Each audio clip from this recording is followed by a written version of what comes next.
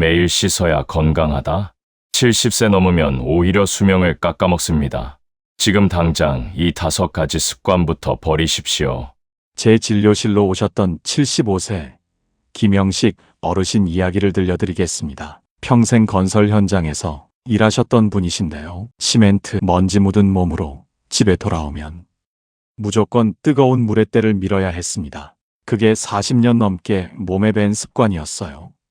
그래야 피로가 풀리고 개운하다고 믿으셨죠. 은퇴하고 나서도 마찬가지였습니다. 그런데 어느 날 저녁 탕에서 일어서시려는 순간 눈앞이 캄캄해지면서 그대로 쓰러지셨습니다. 응급실에서 혈압은 위험 수준까지 떨어져 있었고 피부는 만성염증 직전 상태였습니다. 하지만 제가 알려드린 5가지를 실천하신 결과 2주 만에 가려움이 80% 줄었고 지금은 밤새 푹 주무십니다. 오늘 그 방법을 하나하나 공개하겠습니다. 어떻게 이런 일이 가능했을까요? 비결은 간단했습니다. 제가 알려드릴 5가지 습관을 바꾸셨기 때문이에요. 특히 4번째, 5번째는 많은 분들이 모르시는 내용이라 꼭 확인하셔야 해요. 오늘 영상에서는 욕실에서의 사고를 막는 방법, 지금 당장 집에서 바꿀 수 있는 목욕 습관, 그리고 마지막에는 피부 가려움증까지 한 번에 잡는 특급 비법까지 공개합니다. 아까운 정보를 놓치지 마시고 끝까지 꼭 함께 해주세요. 이 정보가 도움이 될 것 같다면 지금 좋아요 버튼 한 번만 꾹 눌러주세요. 여러분의 응원이 더 좋은 정보를 만드는데 큰 힘이 됩니다. 그런데 왜 70세가 넘으면 같은 목욕인데 이렇게 위험해지는 걸까요? 딱 40초만 설명드리겠습니다. 이걸 아셔야 5가지가 왜 필요한지 이해가 되거든요. 60대까지는 혈관도 튼튼하고 피부 회복도 빠릅니다. 뜨거운 물에 때 밀면 진짜 피로가 풀리고 개운하죠. 그런데 70세가 넘어가면 완전히 달라집니다. 혈관이 온도 충격에 약해지거든요. 뜨거운 물에 들어갔다 나오면 혈압이 급격히 오르락 내리락 합니다. 이걸 혈관이 버티지 못하면 뇌졸중이나 심근경색이 옵니다. 피부도 마찬가지입니다. 65세만 넘어도 피부 기름막이 젊을 때의 절반도 안 나와요. 여기서 매일 때를 밀고 비누칠을 하면 피부가 벗겨진 상처투성이 상태가 됩니다. 작년 한 해 욕실에서 쓰러져 응급실에 오신 70세 이상 어르신이 우리나라에만 2,000명이 넘습니다. 그 절반 이상이 평생 매일 목욕하셨던 분들이셨어요. 욕실은 집에서 가장 위험한 공간이에요. 그래서 지금부터 말씀드릴 5가지 수칙이 필요합니다. 첫 번째입니다. 욕실이 충분히 따뜻해지기 전에는 절대 옷을 벗으면 안 됩니다. 찬 공기 남아있는 욕실에 그대로 들어가는 건 혈관을 가지고 위험한 내기를 하는 것과 같아요. 김영식 어르신께 여쭤봤습니다. 왜 그날 욕실을 미리 데우지 않으셨냐고요. 어르신 대답이 이랬어요. 뜨거운 물만 틀면 금방 따뜻해지는데 난방비 아깝게 미리 켤 필요 있냐고요. 바로 이 판단이 어르신을 쓰러뜨린 첫 번째 원인이었습니다. 혈관은 온도 변화에 굉장히 민감하거든요. 따뜻한 거실에서 찬 욕실로 들어가 옷을 벗는 순간 혈압이 확 올라갑니다. 그 상태로 뜨거운 탕에 들어가면 이번엔 혈압이 뚝 떨어집니다. 목욕을 마치고 다시 찬 공기로 나오면 또 혈압이 급상승하고요. 짧은 순간에 혈압이 3번이나 요동치는 겁니다. 여러분도 혹시 목욕 후에 어지러우신 적이 있으셨나요? 바로 이 때문이에요. 뇌혈관이 버티지 못하면 뇌졸중, 심장혈관이 버티지 못하면 심근경색이 오는 거예요. 욕실 사고 절반 이상이 바로 이 온도 충격 때문이거든요. 그래서 반드시 이렇게 하십시오. 목욕 20분 전에 샤워기로 뜨거운 물을 틀어놓아서 욕실 전체를 거실만큼 따뜻하게 만든 뒤에 들어가세요. 손을 뻗어 공기를 만져보시고 춥지 않다는 느낌이 들 때 그때 옷을 벗으세요. 욕실 문만 닫아놓으면 금방 따뜻해지지 않냐고요? 문 닫힌 욕실은 물 끄면 순식간에 식거든요. 공기 전체가 따뜻해지려면 20분은 필요합니다. 이 20분이 여러분의 혈관을 지켜줍니다. 근데 이것만으론 부족해요. 두 번째가 더 중요합니다. 두 번째입니다. 밥 먹고 1시간은 절대로 목욕하면 안 됩니다. 밥 먹고 바로 씻으면 소화도 시키고 땀도 빼고 일석이조 아닌가 라는 생각은 정말 위험한 착각입니다. 식사 직후 목욕은 뇌한테 산소를 주지 말라는 것과 똑같아요. 김영식 어르신도 그날 저녁을 드시고 소화도 시킬 겸 바로 씻으러 가셨어요. 이게 두 번째 실수였습니다. 밥을 먹으면 피가 위장 쪽으로 집중되거든요. 나이 들면 원래 혈액순환이 느려지는데 거기다 배 쪽까지 피가 쏠리니 뇌로 갈 피가 모자라집니다. 이걸 식후저혈압이라고 해요. 여기서 뜨거운 물까지 들어가면 어떻게 될까요? 체온이 올라가니까 몸이 열을 식히려고 피부 혈관을 확 열어버려요. 위장도 피부도 피를 달라고 소리치는데 정작 가장 중요한 뇌는 산소가 부족해지는 거예요. 그래서 어지럽고 눈앞이 깜깜해지는 겁니다. 특히 혈압약, 당뇨약 드시는 분은 혈관 반응이 더 느려서 훨씬 더 위험합니다. 여러분도 식사 직후 바로 목욕하신 적 있으신가요? 밥 먹고 나서 최소 1시간은 쉬세요. 소화가 어느 정도 된 다음 목욕하셔도 늦지 않습니다. 세 번째가 제일 중요합니다. 많은 분들이 실수하는 내용이니까 절대 놓치지 마시고 끝까지 들어주세요. 세 번째입니다. 탕에서 나올 때는 절대 한 번에 벌떡 일어서면 안 됩니다.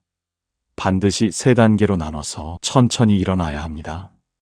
김영식 어르신이 바닥에 쓰러진 순간이 정확히 이때였습니다. 뜨거운 물에 오래 앉아 있으면 혈관이 늘어나면서 혈압이 많이 내려가 있거든요.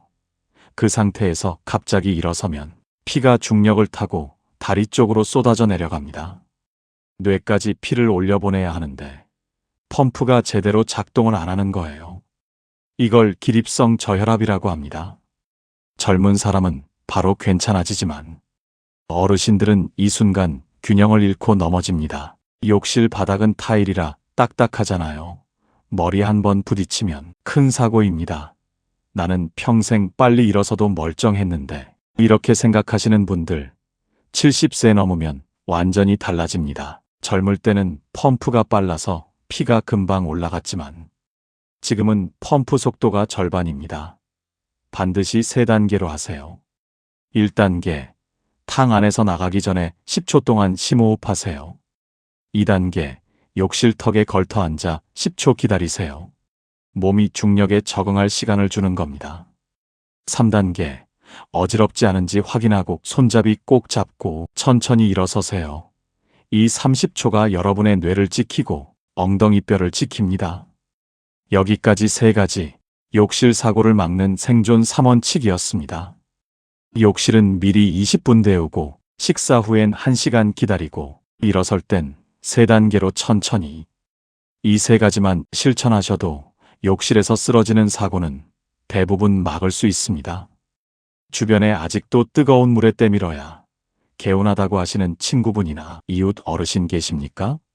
말로 설명하기 번거로우시면 지금 바로 이 영상 하나만 보내주세요.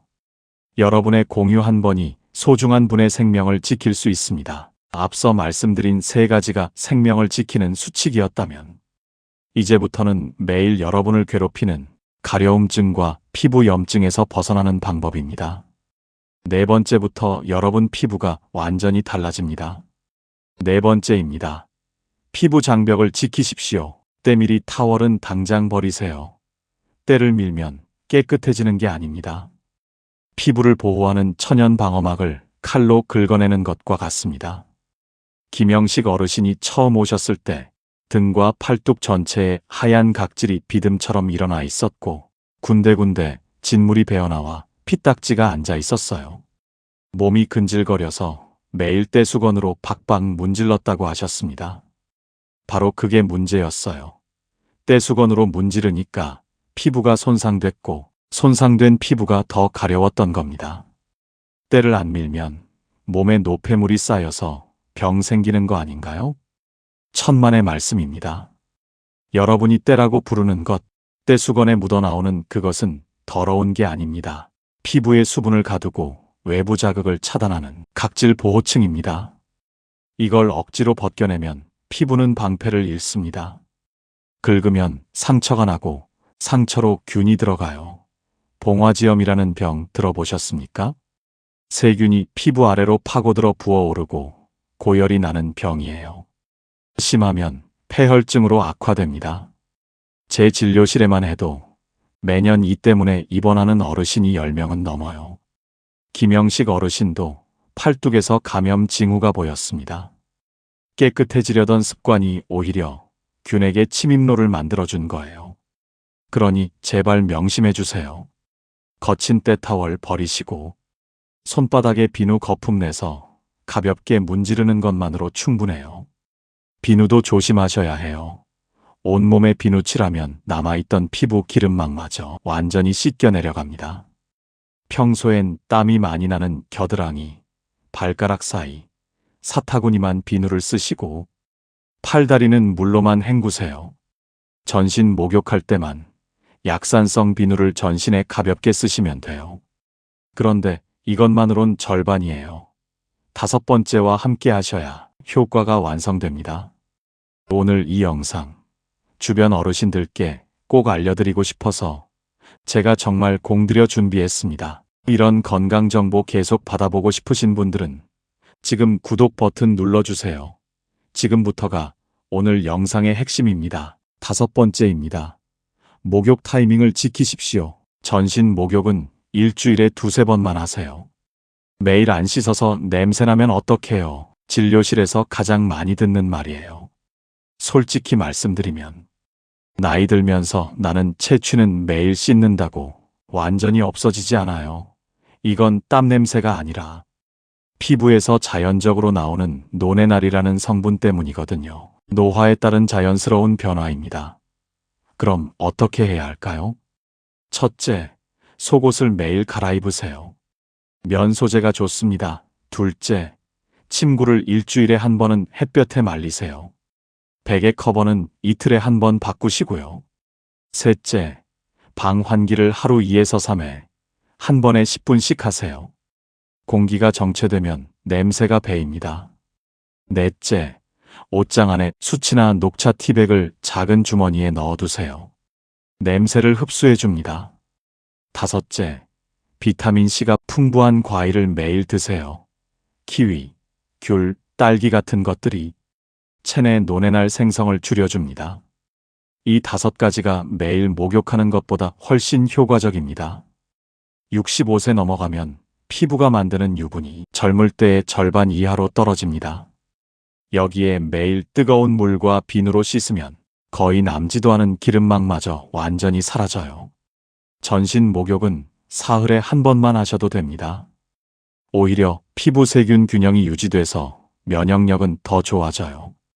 그리고 보습 타이밍도 중요합니다. 목욕 후 3분 안에 보습하세요. 목욕하고 나오면 피부가 촉촉하다고 느껴지시죠? 착각입니다.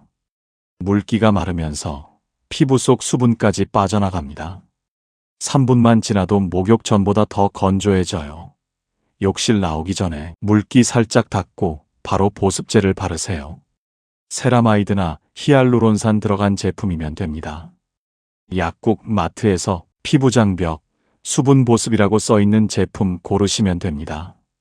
비싼 것 아껴 쓰지 마시고 저렴한 것 듬뿍 바르십시오. 김영식 어르신도 이 방법으로 2주 만에 가려움이 80% 줄었어요.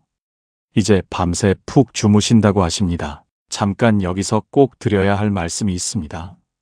지금까지 5가지 말씀드렸는데 이걸 모르고 하시면 오히려 역효과가 날 수 있습니다.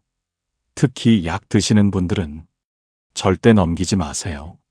그리고 샤워는 괜찮겠지 하시는 분들도 마찬가지예요. 지금부터 말씀드리는 내용이 여러분 상황에 딱 맞는 주의사항입니다. 첫 번째 주의사항입니다. 목욕하고 나서 가슴이 두근거리신 적 있으세요? 혹시 이거 정상이라고 생각하셨나요? 정상이 아닙니다. 바로 병원 오셔야 합니다. 목욕 후 심장 두근거림은 뜨거운 물 때문에 혈관이 급격히 늘어나면서 심장이 펌프질을 과하게 하고 있다는 신호입니다. 특히 부정맥이 있으신 분이라면 이 순간이 굉장히 위험합니다. 심장이 불규칙하게 뛰다가 갑자기 멈춰버릴 수도 있습니다. 목욕 중 가슴이 두근거리거나 숨이 차거나 어지럽다면 당장 물 온도를 낮추시고 목욕 시간을 5분으로 줄이세요. 그래도 계속되면 심전도 검사받으러 오셔야 합니다. 두 번째 주의사항입니다. 혈압약 드시는 분들, 이거 정말 중요합니다. 진료실에서 가장 많이 받는 질문인데요. 혈압약 먹는 시간하고 목욕 시간 어떻게 맞춰야 하나요? 혈압약이나 이뇨제 드시는 분들은 약 먹고 30분에서 1시간 사이가 가장 위험한 시간이에요. 이때 약 효과가 가장 강하게 나타나서 혈압이 확 떨어져 있거든요. 여기서 뜨거운 물까지 들어가면 혈압이 더 떨어져서 쓰러질 확률이 몇 배로 높아져요. 아침에 혈압약 드시는 분은 저녁에 목욕하세요. 저녁에 드시는 분은 약 먹고 최소 2시간은 지나서 들어가세요. 하루에 2번 드신다면 점심 직후가 가장 안전합니다. 약 효과가 가장 약할 때니까요. 세 번째 주의사항입니다. 샤워는 괜찮겠지 하고 방심하시는 분들 많으세요. 절반만 맞습니다. 탕에 오래 담그는 것보다는 샤워가 확실히 안전합니다. 혈압 변동이 덜하니까요. 하지만 뜨거운 샤워 15분은 탕 목욕 10분과 심장 부담이 비슷합니다. 욕실이 춥다면 샤워도 마찬가지로 위험합니다. 샤워를 하시더라도 욕실은 미리 데워 놓으시고 물 온도는 따뜻한 정도의 물로 10분 안에 끝내세요. 당뇨 환자분들께 한 가지 더 당부드립니다. 물 온도 확인할 때 절대 발로 먼저 확인하지 마세요. 당뇨 합병증으로 발 감각이 둔해지면 뜨거운 물에 발을 담가도 따뜻하다고만 느끼거든요. 그러다 2도, 3도 화상을 입고 당뇨 환자는 상처가 잘 낫지 않아서 결국 발 절단까지 갑니다. 반드시 손등이나 팔꿈치로 온도를 먼저 체크하세요. 마지막으로 혼자 사시는 분들께 드리는 당부입니다.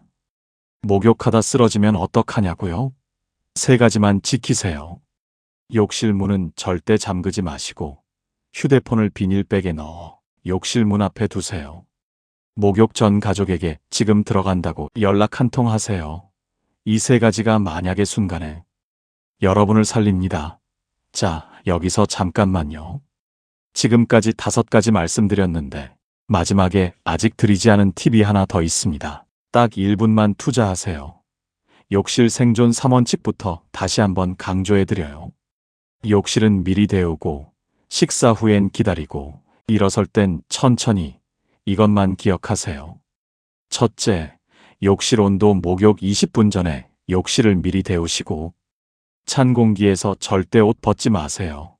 둘째, 목욕 타이밍은 밥 먹고 최소 1시간은 기다리시고 혈압약 드시는 분은 약 효과 시간을 피하세요. 셋째, 일어서는 자세는 탕에서 나올 때 3단계로 천천히입니다. 넷째, 피부 보호를 위해 때밀이는 버리시고 전신 목욕은 주 2, 3회로 줄이세요. 다섯째, 목욕 후 3분 안에 욕실에서 바로 보습제 바르세요. 그리고 목욕 시작 전 미지근한 물 한 잔 꼭 마시세요. 피가 끈적해지는 걸 막아서 혈전 예방에 도움이 됩니다. 그리고 아직 말씀드리지 않은 것 하나는 보습제를 바르실 때 방향을 꼭 지키셔야 합니다. 반드시 아래에서 위로, 심장 방향으로 바르세요. 혈액순환 방향과 같아서 붓기도 빠지고 보습 효과도 훨씬 올라갑니다. 이 작은 차이가 피부를 확실히 다르게 만듭니다. 이 5가지를 지키시면 욕실 사고는 90% 막을 수 있고 가려움증에서도 벗어날 수 있습니다. 김영식 어르신이 얼마 전 검진 받으러 오셨는데 얼굴색이 정말 좋아지셨습니다. 밤새 긁느라 잠을 못 자셨던 분이 이제는 아침까지 푹 주무신다고 자랑하셨어요. 목욕은 몸을 깨끗하게 하는 시간이지 생명을 거는 도박이 되어선 안 됩니다. 오늘 말씀드린 작은 습관 하나가 10년을 더 젊게, 20년을 더 편하게 살게 만듭니다. 오늘부터 목욕 습관 바꿔보실 분들은 댓글창에 시작이라고 2글자만 남겨주세요. 여러분의 작은 변화를 제가 응원하겠습니다. 구독과 좋아요도 큰 힘이 됩니다. 건강한 습관으로 더 오래 행복하세요. 감사합니다.